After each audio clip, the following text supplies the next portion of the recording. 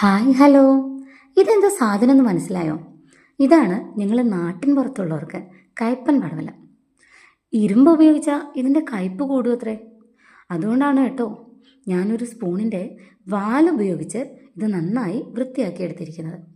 കാരണവന്മാർ പറയുന്നതല്ലേ, അങ്ങ് അനുസരിച്ച് കളയാം.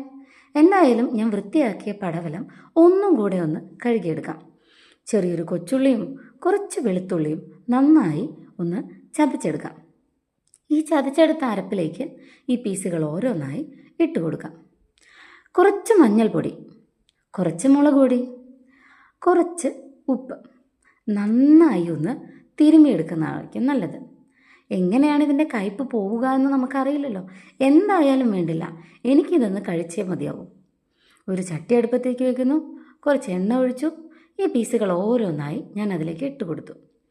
ഒന്നിനും ഇതേ ഒന്നായി കിടക്കുന്നതിനേക്കാൾ അതൊന്ന് പരത്തിയിടുന്നത് നന്നായിരിക്കും. എന്തായാലും അതും കൂടെ വൃത്തിയായി ചെയ്തു.